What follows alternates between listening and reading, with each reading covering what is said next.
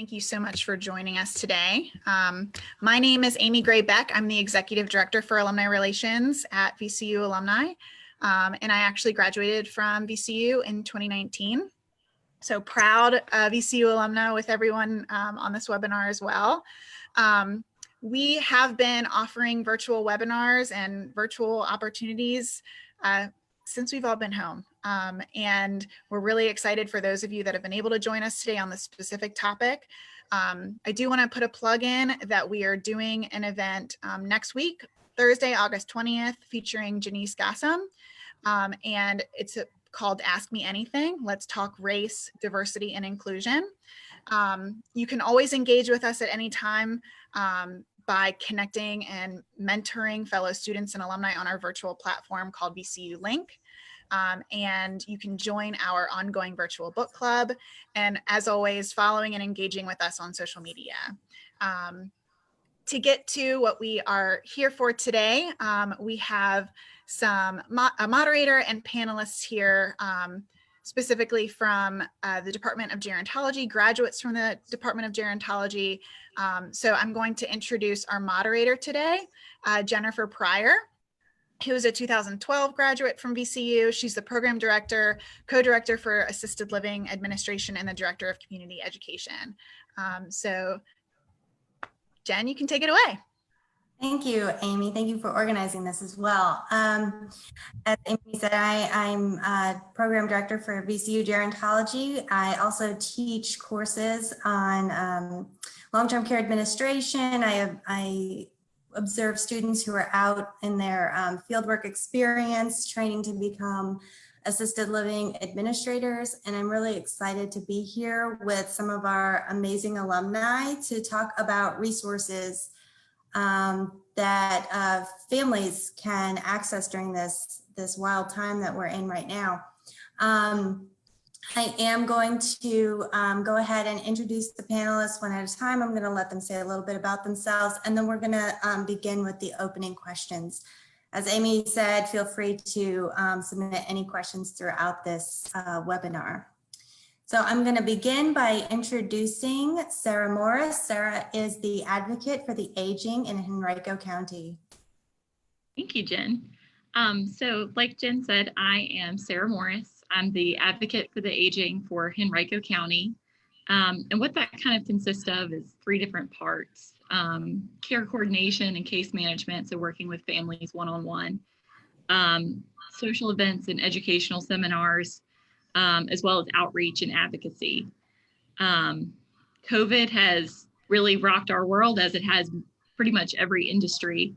But I would say all of our services and programs right now, the theme behind all of them is social connectedness, making sure that our residents feel like they have the services that they need, but also feeling connected to friends, family, and getting that social connection that they need.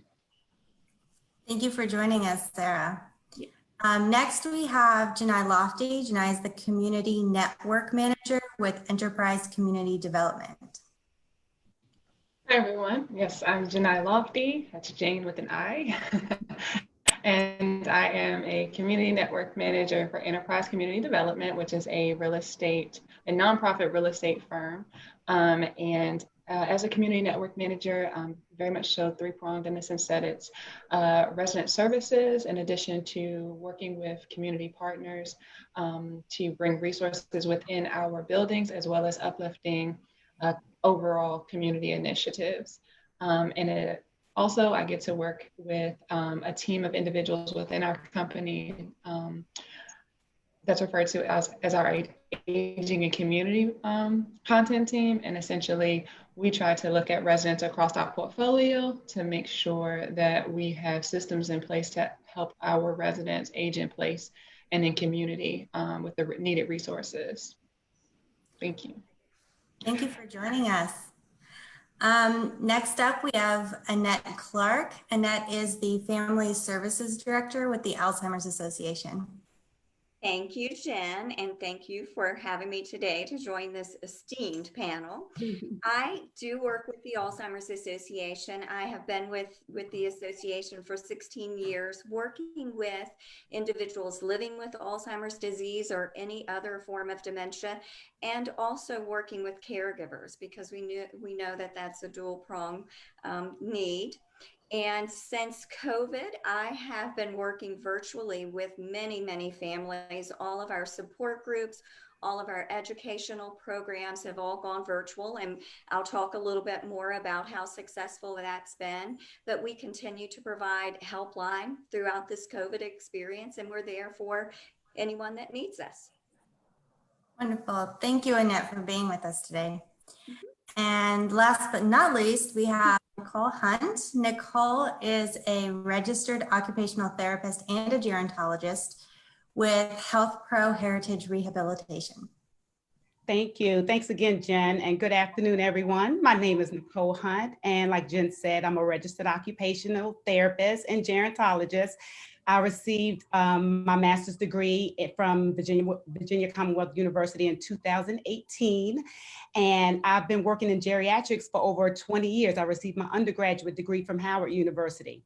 I currently work for the Hermitage of Richmond. I provide physical rehabilitation services to the residents there to maximize their independence and safety with their self-care tasks, with their ADLs and instrumental activities of daily living. I literally teach residents how to take care of themselves following, for example, a stroke, a hip replacement, living with the effects of progressive Parkinson's disease, or just having just a general decline in function, possibly related to just a general decline overall. I really enjoy working with the older adult population, and I believe having a degree in gerontology has really allowed me to understand the population I work with better. Therefore, I'm better able to serve them. On a personal note, my mom lives in an assisted living facility, and it's really been interesting balancing getting up, going to work, providing services for the residents at the Hermitage, but at the same time, continuing to advocate for my mom and ensuring that she knows that we haven't forgotten about her in all of this, because they are on isolation. We're not able to visit. So it's been a challenging, crazy 5 months, but we're making it happen. Thank you again for having me. You're welcome. Thank you, Nicole. I'm really looking forward to hearing what all of you have to say about some of the questions that we've pre-prepared, as well as some of these questions I have from the registration form. So without further ado, why don't we go ahead and get started? To begin, I'm going to ask a question specifically to each panel member, and then once we get through those 4 questions, all of the panel members, whoever wants to tackle it, jump right in, please. I want to begin with a question for Annette, because I suspect we have a lot of individuals who are experiencing some trouble and difficulty, caring for and connecting with their loved ones who have cognitive impairments. So, Annette, your question is, how can we support caregivers as well as those living with Alzheimer's disease or other dementias during the pandemic, and both those who live in residential communities as well as those who are at home? That's a great question. And thank you, Jen, for asking that.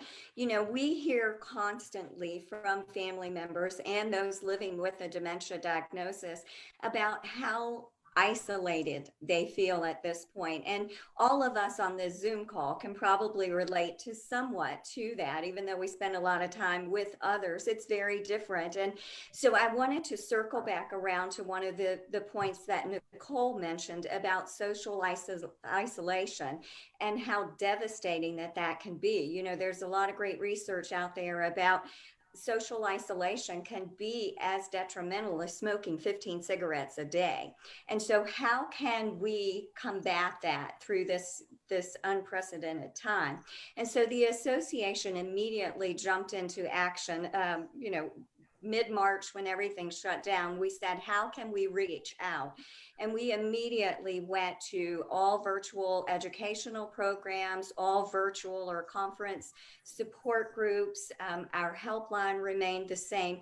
But what we were hearing is families that were struggling, whether they had their loved one in a facility or whether they had them at home, how can they manage? So we immediately put together a COVID toolkit, if you will, and people can visit our website, alz.org, to get that toolkit.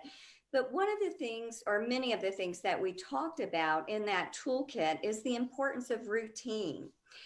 We all know that our routine has been significantly impacted by COVID, but how can we look to make sure that that person living with a dementia diagnosis routine stays as normal as it can be at this time?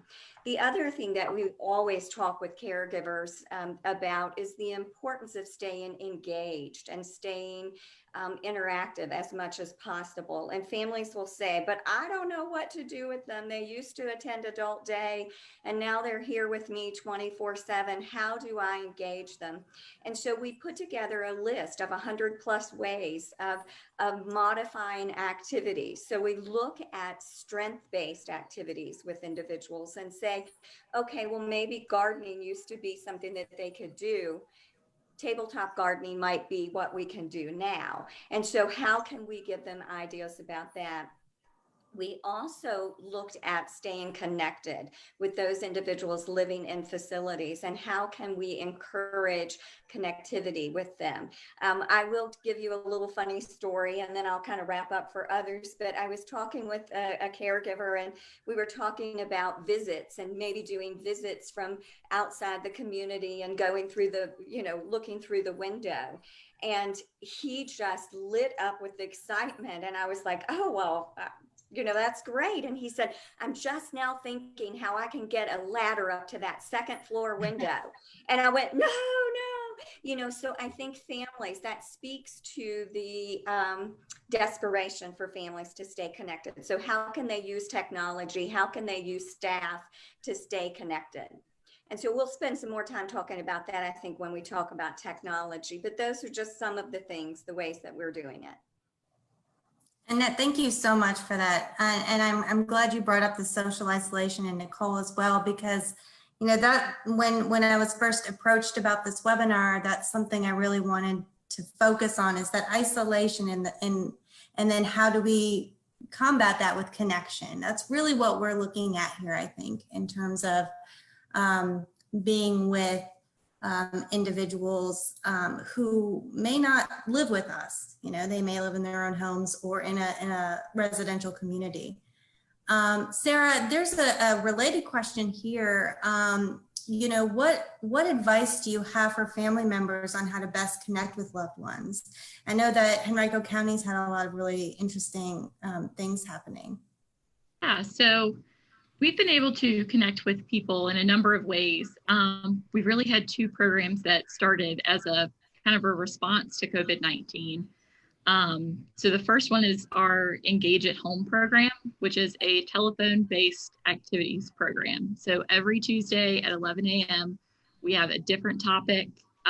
It's an hour-long session, and it can be anything from book topics. So like the month of June was Joyful June. It was all books that have to do with things that uplift you, or conversations. We had a virtual volunteer fair this week and talked about ways that you can engage at home by doing different transcribing projects through the Library of Virginia. So there were a lot of great opportunities for us to connect with people, but we also wanted to make sure that we could get that information out to people so that they know what the latest and greatest information is about social distancing, wearing masks, those sorts of things. And so that's what kind of brought us to our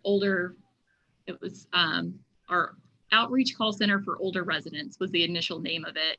And it was a call center specifically for our older residents to be able to call in, get information, but also to have a consistent phone call. So people could be called up to 7 days a week when we initially started. we've since transitioned that over to a telephone reassurance program, which a person can be called up to 3 days a week for a friendly social phone call. And I know that those programs, especially in this area that I'm familiar with, have really been booming ever since, because it's just another way for people to feel socially connected, have another way to still connect with people. You know, our friendship cafes that Senior Connections runs, those are all closed right now. So people who maybe had a great social connection, had a place to go every week, maybe don't have that anymore. So that's one really great way. But I would say for families, get creative. Don't don't discount a snail mail letter, because I don't know about you, but I'm all about getting a letter that's not a bill. So getting a card in the mail or a letter from a friend, just to say I'm thinking about you. And then maybe making that phone call, connect with some people that maybe you haven't spoken with in a while. You know, make sure that you reach out to your friends and family. It's all about social connectedness these days. Absolutely. Thank you. Yeah, we have several questions about technology that I want to get into in a minute. But first, there's another question that's kind of not along that technology line. Nicole, I think maybe you can have some insights here about how families and friends support individuals when they visit and bringing food and toiletries. You know, we talked a little bit about how, you know, social distancing, masks, you know, how can we physically see people right now? What sorts of things would you recommend? Well, that's a really good question. In regards to bringing toiletries and food items to the residents, there's certain things that I like. And one thing that I noticed what residents really enjoy is when they have their personal items delivered to them. And what I mean by that is the facility provides a generic deodorant, soap, but some people like Dove or high-end facial moisturizers. You know, my mom loves Ocean Spray cran grape juice, not Welch's, Ocean Spray. So bringing them the items that they would like to have, it makes them feel more like themselves. So that's one suggestion I would make. Another one is when you're visiting, visit often, but come when you say you're going to come. Residents, that's their therapy with getting up, doing their ADLs, getting bathed, dressed. They anticipate you that you're going to come and visit them for the day, and they get excited about that. So definitely when you schedule the visits or the window visits with the residents, come on time and be prepared to be there. One thing that it's a learning curve. Residents with the window visits, you're sitting outside. You may be in dead heat. Bring a chair, bring an umbrella, bring your water, be prepared for the visit. And just know that the resident on the inside is so happy to see you and happy to be there. And they have worked to get ready for the visit for the day. I would also encourage you to have a team. That makes it fun. Have other people come and visit your loved one or write letters or make phone calls. I know that takes off a lot of stress for my family. I know I'm calling my mom on Monday. My brother does it on Wednesday. My sister visits on Saturday. So it takes a lot of the stress off of yourself to have your own little team helping with your loved one in a facility. I believe Annette mentioned something about residents and establishing a routine. Because I work in a continuing care retirement community, the routines since COVID have drastically diminished. The Hermitage is an extremely social community. The residents get up, they get bathed, they get dressed, they come to the dining room to eat with other residents. At 9:30, they go and exercise on their exercise group, or go to the music studio, or go to the art studio. Since COVID, all of that has changed. The hallways are empty. The residents are in their apartments, and 90% of the time they are alone. And so part of my job now is helping, like Annette said, establish a routine. trying to go back and look back at those forms they filled out when they initially came in, listing what their interests are, and to see what they can do alone or with socially distant from others. So establishing a routine is extremely important with residents in assisted living facilities, long-term care facilities. Also, reminding the residents of what they enjoy doing. You know, I have a resident that he used to be a troop leader, Boy Scout troop leader. And he's had this little model in his corner for I don't know how long, but he's always out and about doing. He is now starting to work on that model, and he's enjoying it. And he's remembering those times when he was with his troop, you know, doing those kinds of things. So yeah, you can just be creative and call the nurses station, call the marketing people, call the activities department, and talk about your loved one, because we're the ones on the inside. We're the ones that know what the residents are doing. And we could probably give you some suggestions in regards to how to better help them. Great. That's a really good reminder that the staff in these communities, if you have loved ones in congregate care, they're a resource in and of themselves. You know, use them. They're there to help you. And thank you for bringing that up. Because we are in a time where we're really reliant on technology for social connection, I do want to start transitioning into some of these questions, because we're getting some great questions about technology. And Janai, I thought maybe you could kick us off and thinking about how can we help families assist their older relatives in adopting technology. For example, we have Patrice had asked specifically, what if their family member is resistant to using technology? Or what if we have Vicky who asked about being out of state, having a family member who's out of state and they don't have Wi-Fi. So how, you know, what sort of advice can you give around this kind of discussion? So I truly appreciate this question and being able to answer this question, because I've experienced it both personally and professionally. So I'll use our personal experience as a guide. My daughter spends her summers every summer with my grandparents, which are her great grandparents, and she has not been able to do that. So when COVID put some strains on that and put some parameters where we had to limit visits and so forth, by Easter, she was frantic. She was like, this isn't going to work. I'm frustrated.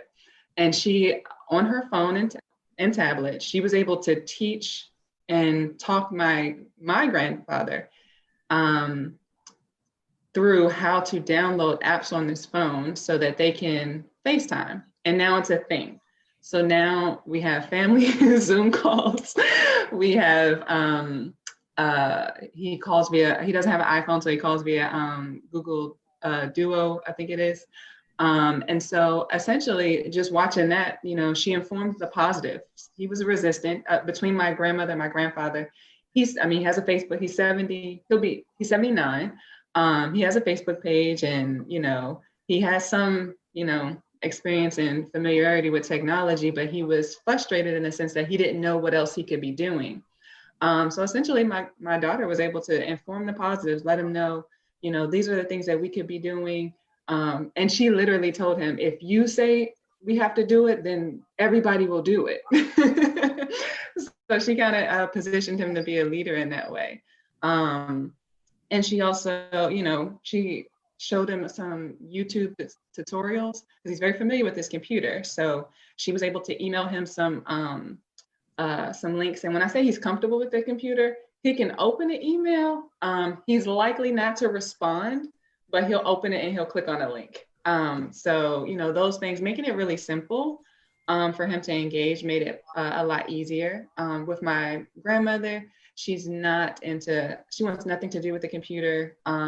In most cases, her cell phone, she still has a flip phone. She will not turn it on. She's a very short stature lady, so we lose her in the grocery store quite often if she gets to moving too fast.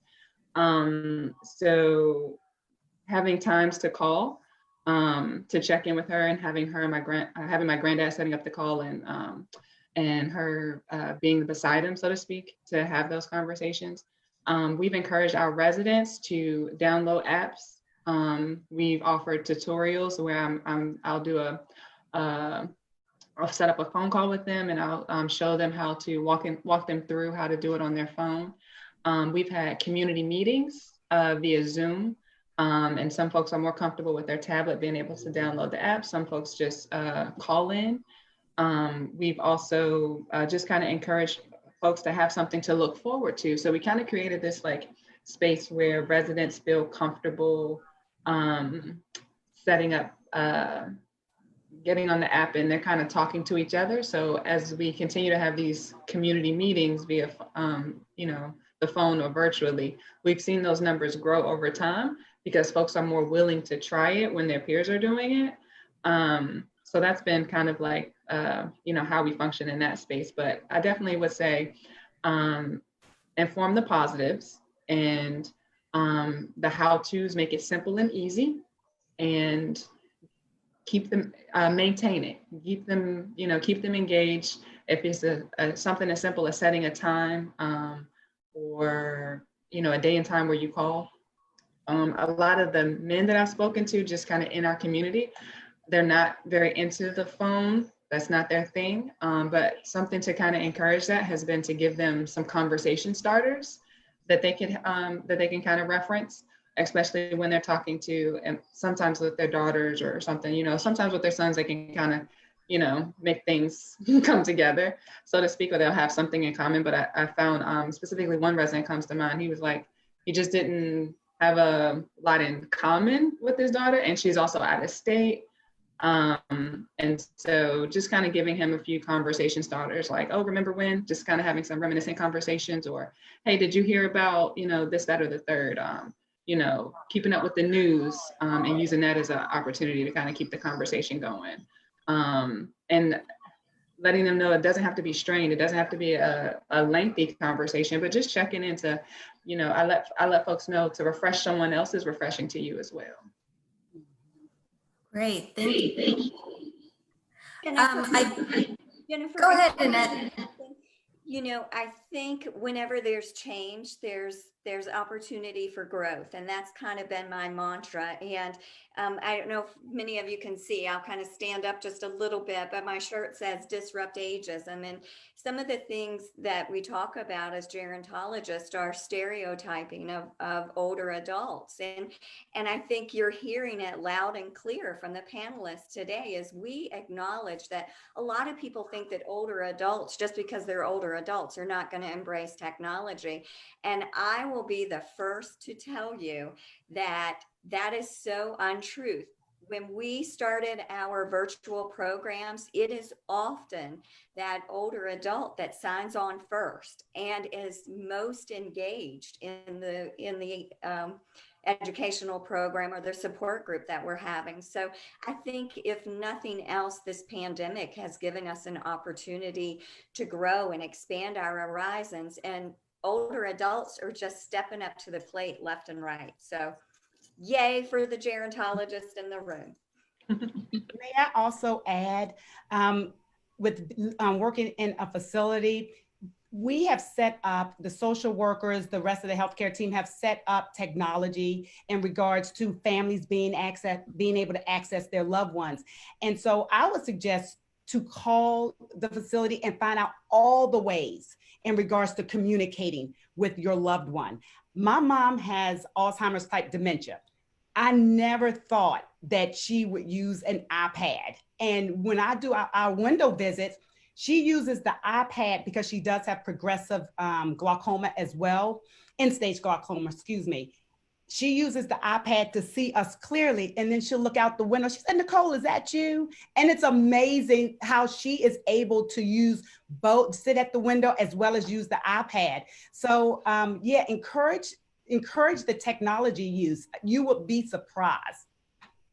And you know, if it doesn't work, it doesn't work. Back up and punt and try a different avenue. Talk with the staff and see how things are going and get your updates that way. I won't be so Pollyanna to say that it works for everyone, because it clearly doesn't.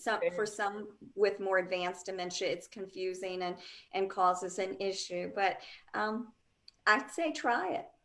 Yeah. I'd also like to add that aside from technology, like I mentioned, my grandma is not into technology. Getting her to answer the phone is a heavy lift sometimes. I would encourage people not to be intimidated by, as Sara was saying, like sending something in the mail, because I have seen where we've sent cards or postcards to my grandmother, and those are keepsakes to her. Like, she's keeping them in her drawer. She loves talking about them, when family calls, like, oh yeah, Little Ree sent me and my daughter's name is Marie and my grandmother's name is Marie, so it's Little Ree. Little Ree sent me something, or sent me this cute little card or something like that. It still brings her joy even after, the actually receiving it.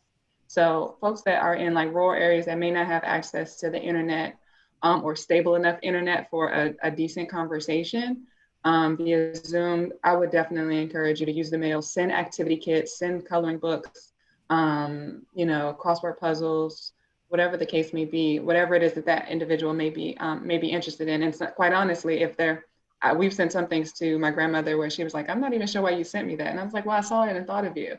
And it's sitting on our counter. And when she walks by it, she thinks of us, and that's enough. There you go. All wonderful advice. Thank you. I want to pause for a second here. We have a question about some of the resources, like the toolkit that was mentioned. I do want to let everyone know we will be sending out a follow-up email after the webinar with links to some of the resources that our panelists are referencing. So keep an eye out for that. I think it comes out tomorrow, if I'm not mistaken. I do have a couple more technology questions. I think you touched a little bit on this, all of you a little bit. Do you have any tips? Eve wants to know how can we help others access the internet when they may not have it, or if they can't afford it? Is there anything that you're aware of in your networks that you could point someone to? So there's a program called Internet Essentials, where it's a low-cost internet provider. I think it's about $10 a month, and you can go to the website, put in an application, and there's certain like immediate qualifiers. But once you put in your application, it'll let you know whether you're approved or not. There's a number to call if you want to appeal the decision, if you're denied. But you can apply, and then you can also set up once you're approved, you can set up a contactless installation, where they will either bring it to your door, and then you call a number, and they'll let you know how to set it up over the phone, or you can step out of the home, they'll go in. Well, we've seen that with our apartment units. You can step out of your apartment unit, they'll go in, in their gear, install it, and then exit, and you can re-enter. And that was through Xfinity, you said? Yes, it's called Xfinity, and the program is Internet Essentials. You can actually just Google Internet Essentials, and you should be able to locate the application pretty quickly. Yeah, and I'll say for Henrico County, at least, our libraries are back open at limited capacity. So those are still an option for right now. Great. Yes, thank you. That's a really good question that we got there, because I'm sure there are plenty of people who don't have the internet or are able to afford it. I do have a couple of questions here that come back around to the idea of isolation a little bit. Linda asks about some guidance around home visits for her aunt who lives alone. We talked a little bit about, bringing some things by, doing window visits. Is there anything you'd like to add about how we can maybe more physically connect with somebody who does live by themselves? I'm happy to speak to that. So I would say, one, don't be afraid to get outside. If you feel like you can have a little bit more distance between you outside. And of course, this time of year, it's very hot, but either under a shade tree or waiting until the evening to do it, or first thing in the morning, trying to get outside so you can still physically see one another. One thing that comes to mind, my fiance's grandfather is in a facility, and the only way that he lives in independent living, but the only way that you're able to see each other is as long as you stay on the porch and stay 6 feet apart. So we have talked about getting TV trays and taking them with us and being able to bring some takeout to him so that we can all enjoy a meal together, a socially distant meal outside. So there's a lot of ways that you can do that, or even if someone just drops a meal off. There's ways to still connect with your loved ones, especially who live in the community, physically without being close together. That's a really great idea. I love the thoughts about bringing food and then just kind of sitting apart and eating together, because as we know, mealtime is a really great time for all of us to connect with one another. It's natural, we do it all the time, and now that we can't, do it like we used to, that creativity I think you spoke of earlier really needs to come into play here. Jen, might I add too? Yeah. I have a box of fruit and vegetables that's delivered to my home every week. And my husband and I take it over to my aunt and uncle because they're older adults. And we drop it off because they love cooking fresh fruits and vegetables. And we sit out, I sit on my car. They bring out a little chair on their stoop and we just sit and talk, just chit chat in the evenings. Sometimes just simple things like that makes the world of difference, and it can make somebody's day. A lot of times what we'll do, we're on one side of the street, they'll come out and we'll just walk up and down their block and we're just talking and laughing. And it's nothing wrong with getting back to the way we used to do things. That's how people lived before all the technology. And it's simplistic, but it's fun and they really enjoy it. Absolutely. You're right. I think back before we were so reliant on technology, how we hung out with people just at the home, how we just out and chat. I've seen a lot of places now are doing drive-in movie things. I don't see why we couldn't bring a movie experience with us to our loved ones' houses and set it up on the lawn and just sit out there. So yeah, I think there's a lot of things if we look to what businesses are doing for just people in general, we can do that on a much smaller scale, I think. I have a question here that might be. Jen, before you go to that next question, Yeah. I kind of wrap around just a little bit on Yes, that. please. Families will contact us, especially if their loved ones in the late stages, and they'll say, but they really can no longer do this or they can no longer do that. And I talked a little bit about strength-based activities and, looking at things they used to do in the past and what can they now do and adapting, because we know that we need to adapt. But when families are struggling and trying to be creative, regardless of the stage, I always say, think about the 5 senses. Think about ways that you can be engaged, be present. And that's really all your loved one may be needing at this point, is for you to be present with them. And think of the 5 senses, hearing, would they enjoy sitting on that front porch listening to some jazz music and having a nice cold lemonade? Sight, would they enjoy looking at a movie or pictures, or touch, gardening, or any of those things? So if even in early stages, or for anyone not even with a dementia diagnosis, if the person is struggling in ways to get engaged, just think 5 senses. What can I do? What can I take over that mom can smell that would maybe produce a memory that they could chat about? All right. Now, Jen, back to your question. That's great. Yeah, no, I love the 5 senses. I like to use that in my teaching too, with the students who are going into administration. So it's a great reminder.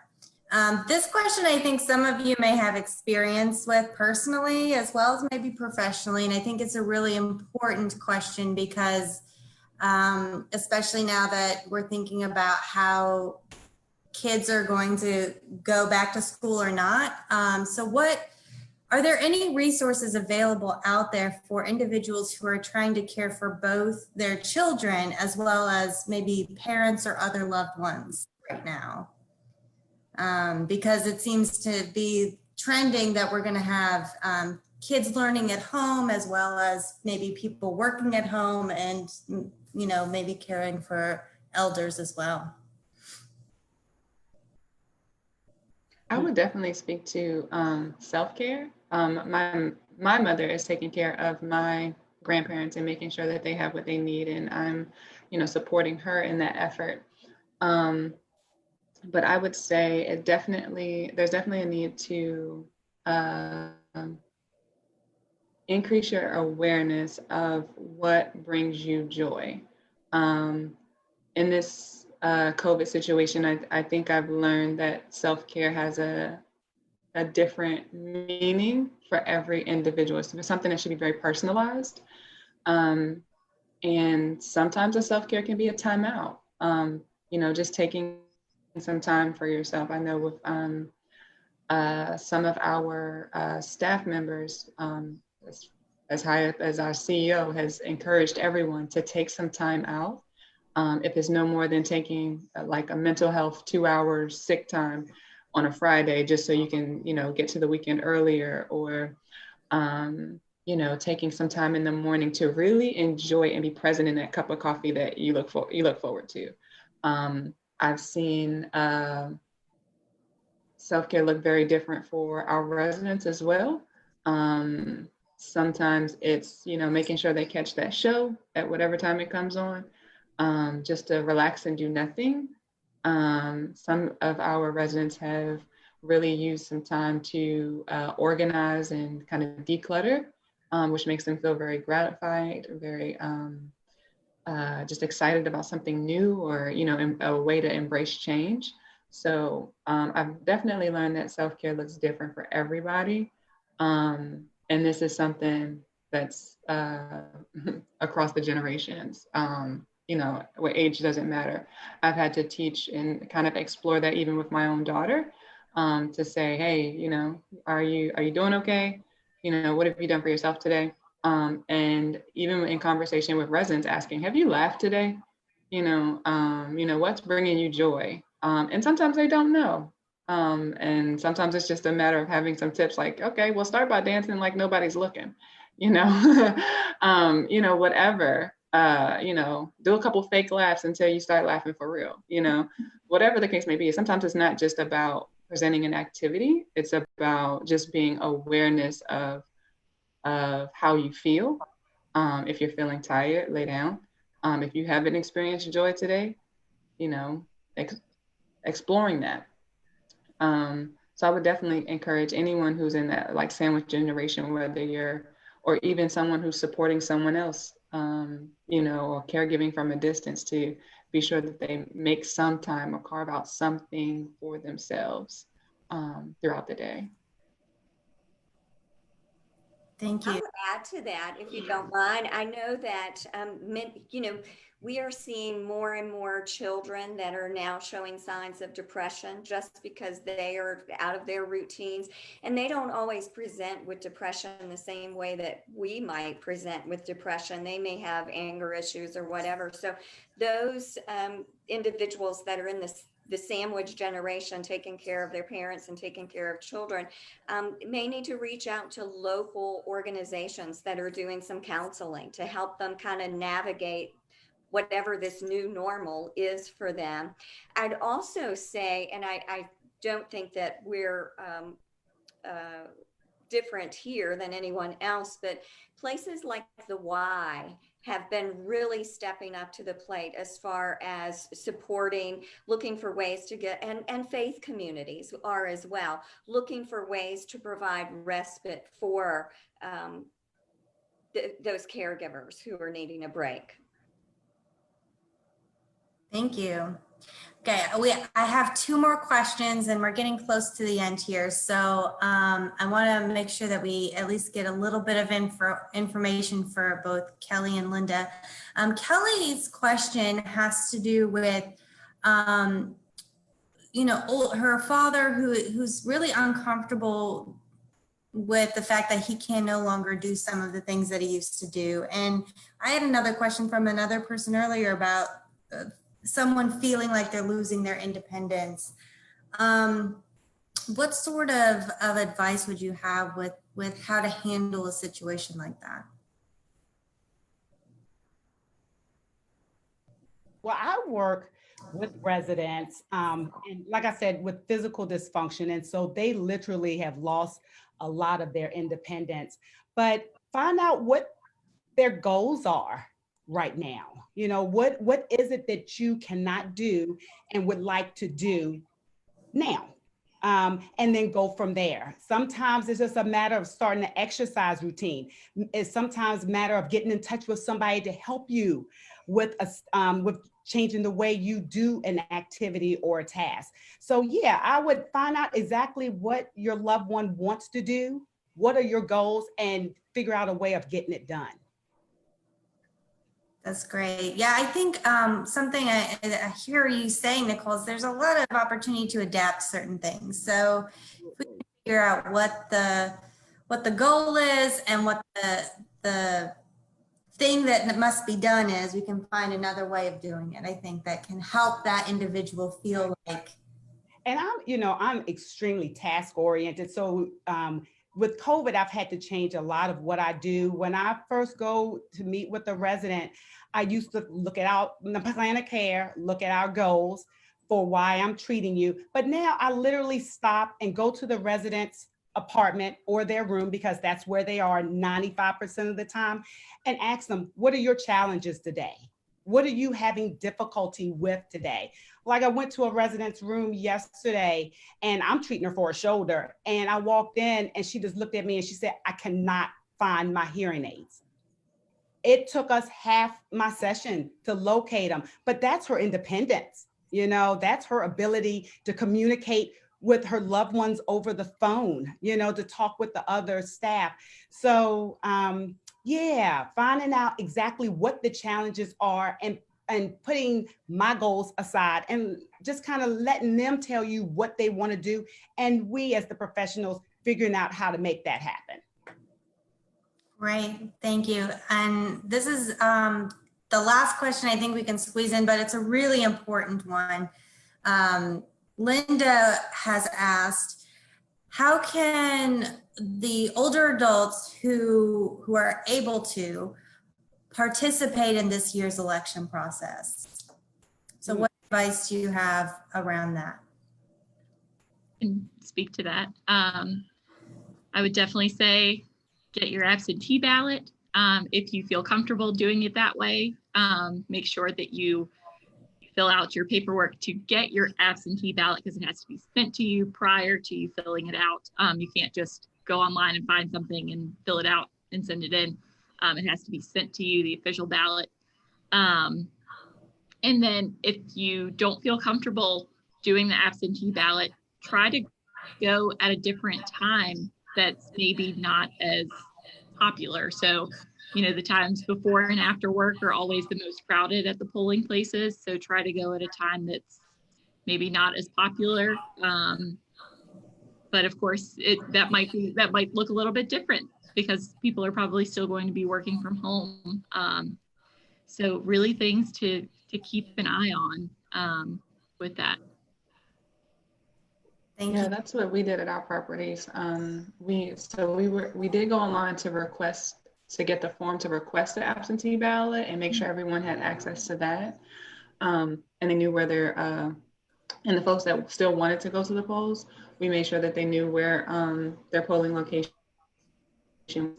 and just encouraged them to make sure that they had all the PPE and stuff that they needed, and transportation as well, because where we're located, our transportation, the polling location is about maybe a block and a half away, but that area is not walkable, so it makes it a little harder. So encouraging folks to, you know, coordinate a ride, and because a lot of the volunteer opportunities, the volunteer rides that residents had used in years prior, those aren't available. So starting those conversations with maybe family members now, to let them know that they're going to need a ride to the polls if that's what they choose to do. Great. Well, Janai, Nicole, Annette, and Sarah, thank you so much for joining me today. It was lovely to see so many wonderful gerontologists in one place. And thank you, Amy, for giving us this opportunity. Absolutely. Thank you all so much for tuning in today, whether you on Facebook Live, whether you were on the actual webinar with us here.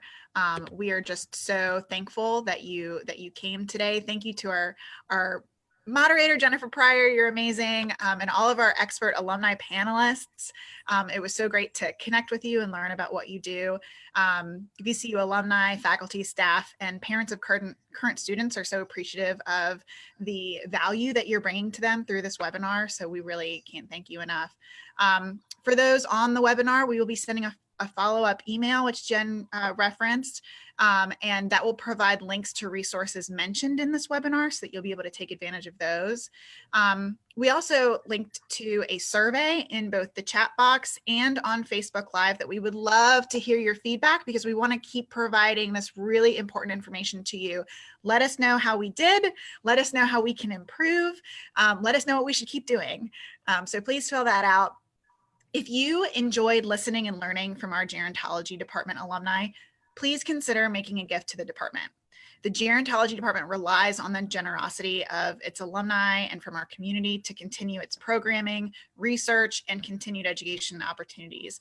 So I've provided the link to give to the gerontology department so they can continue to do the amazing work that they're doing.